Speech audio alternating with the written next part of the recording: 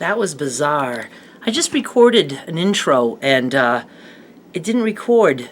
I don't know. I guess I didn't push record, but I didn't get any beeping telling me it didn't record, that it wasn't recording, that it wasn't on.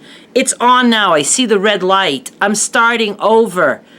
Hi everyone, it's me, Darlene. I am here with Sampler Quilt Sunday, only Sampler Quilt Sunday is no longer. I'm just going to do any old quilt. My first sampler quilt I made was actually a sampler quilt. It was just all different piecing that I did. The second one I made it easy. I loved doing it, but it wasn't like an actual sampler quilt. That's why I called it the Cheater's Sampler Quilt, because we were just showing off our talents in how to lay these blocks out. we didn't do any piecing. I still have some sampler quilts in this brain space of mine, but I also have other quilts, and I don't have enough time to have like 2 series going.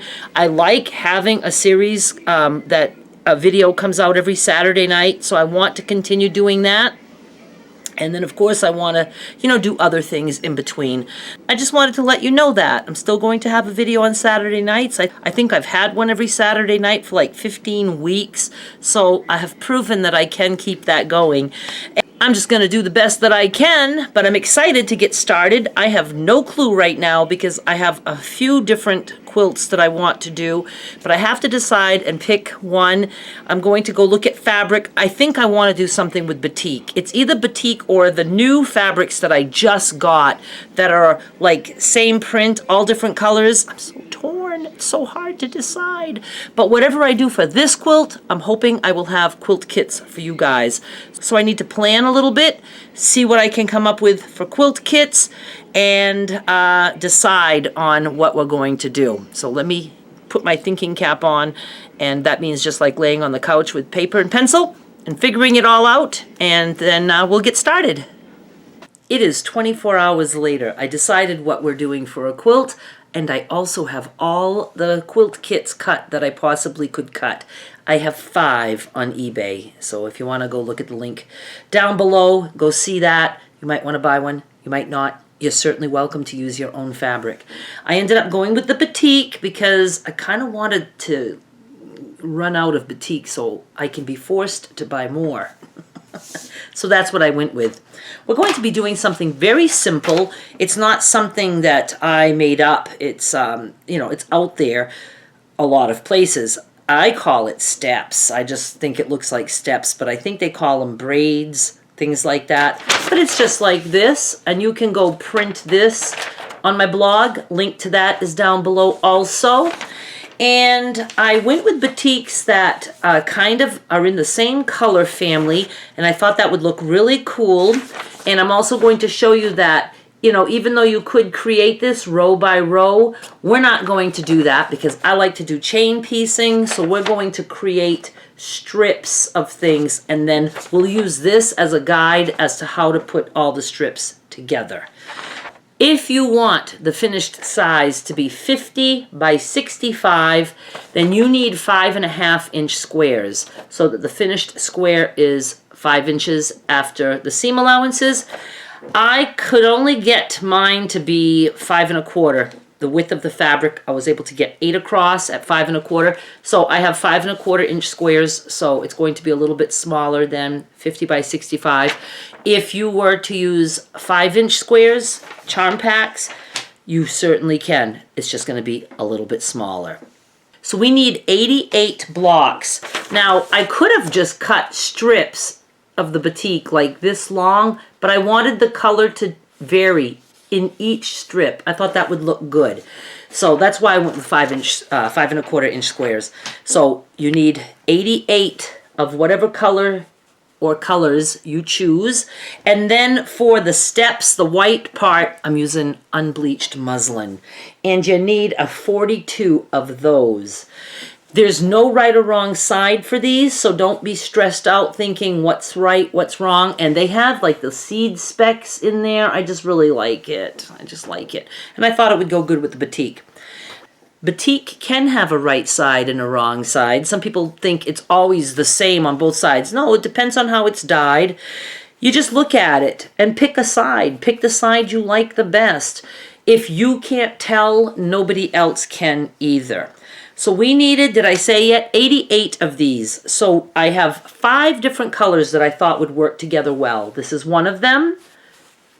And it can vary on one fabric. On some of them, it can vary quite a bit. Then there's this one. You know, you can see the print is different. Then there's this one, and this one has sometimes like some purple, some aqua, sometimes not so much of anything other than just the burnt orange we're going with. I'm going to call it burnt orange. And then there's this one with little trails. And then there's this guy, little dots, and I just thought that would be cool. Even though it's lighter, I like it. It'll add some brightness, and you know, the little spots are colorful and it goes with the colors. So there's 80 here. And then we needed 88 more, and so I just cut like 2 of this print, 2 of this print, 2 of this print, and then 1 of this print, 1 of that print. I was able to make it work with the fabric that I had. So if you buy this, you're going to get this, 88 batik, and what did I say, 42 muslin, pre-cut, ready for you. Instead of creating this row by row, I'm going to do it strip by strip. So let's start, for the heck of it, with the muslin. You can see there's 2 together, 2 together, 2 together. It's so hard, I don't know what direction to go in. So there's 4 singles that you will need. 1, 2, 3, 4. So let's take the muslin and let's pull off 4 right away. 1, 2, 3, 4. We'll put those aside for when we need them. For the rest of the muslin, we're just going to start sewing them 2 together, and we're just going to chain piece. So let's do a couple and I'll show you what I mean. I'm hoping this is the right lighting. Okay, so I just have 2 together, and I'm just going to sew with a 1/4 inch seam allowance. Now I'm just picking off 2 more, and I'm going to send those through. 2 more. And you would just keep doing that to all the rest of these. They all have to be put in sets of 2 except for the 4 singles that we already took out. Let's just pretend that I did all those muslin pieces. I did not. I'll be working on this later. Now we're going to start working on putting together what we need for the batiks. So for the single batik right there, we need 4 of those. So let's pull 4 out. I'm just going to pick 4 different ones. I'm just putting that aside. Now we need 4 2 patches. Don't you love my math? It's like a child just writing it all out. You can't see everything here, but I have like my 5 different prints separated so that I can just grab 2 different prints each time, and we're just going to do 4 of those. So I'm just going to grab any 2 and sew. Now I'm just grabbing 2 more, and I'm not paying attention like, oh, do I have this color combination? I'm just sending 2 at a time through. I just don't want them to be the exact same fabric. And even if that happened, no big deal. Now see, for instance, this one, it's a little bit brighter on this side than that side. So I'm calling this the right side. Right sides together. And 2 more. And then we need just 1 more like that. Right? Making sure that I got it right.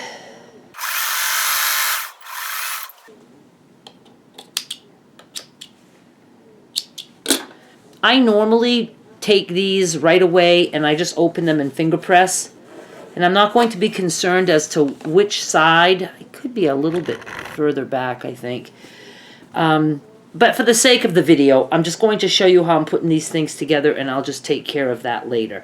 So we only need 4 of these 2 patches, and so we're done those. We have 4 singles, 4 2 patches. We need 4 3 patches now. And I'm still going to chain piece, so I'm just going to take 2. Come on, don't stick together on me. Pass 2 more through. 2 more through. And 2 more. All right, now I'm going to still need to add one to this guy. But what I'm going to do is I'm going to open one up And I'm going to put a third print that's not here. And that would be this guy. And now I'm snipping that one off. So I'm going to pass these other 3 through and make 3 patches out of them.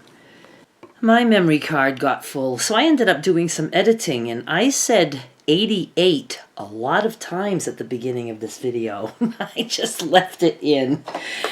I was doing the 3 patches. I don't know exactly where I left off, even though I just edited, but I'm just going to continue. So I'm going to put another one that doesn't match these 2. Batik is so easy to finger press. It's like it's creased like you just used an iron on it. And let's do him. And we have one more. And again, I'm going to just, put them aside, but if you finger press, there, we have a 3 patch done. We have all 4 of them. So we're done with those now. Now we just need to make the 4 patches, and we're going to use all the rest of our squares to do that. So I'm just going to make 2 patches, and then I will take 2 patches together to make 4 patches. And we should have 16 of those when we're done. So let me just do a couple with you. At some point, you will want to see if maybe you're using more of one than another, because you don't want to have, just 6 all of the same left at the end. So you do have to plan a little bit. All right, so like I said, I would just do a bunch of 2 patches. So let me just do a couple.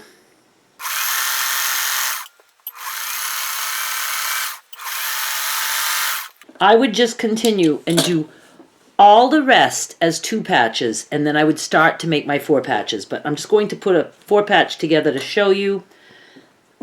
I'm assuming, did you see what I did? How did I manage that? How is this possible that I just did this? That's weird. All right, so I'm going to pick some stitches right now. I'm very curious to see in the editing. You guys were probably screaming at me, Darlene, those 2 are the same thing. In my defense, I haven't really slept. It's been a hell of a day. All right, I'll pick all those little threads out later. Okay, let's open this up. They don't match. Right? But are these going to be the same or different? All right, there's the same. Okay, let me pass something through that doesn't match this. Just because I wanted to do a simple 4 patch, now I'm obsessed with picking the threads out. I know I could put a piece of tape and do that. I know there's all kinds of tricks, but I'm just sitting here just doing it this way. Okay, this doesn't match anything, and this won't match it. All right, so let's send these 2 through. I would just take and put 4 together. Now, I can do it this way, or I could do it this way so the yellow is in the center. I think I'll do that.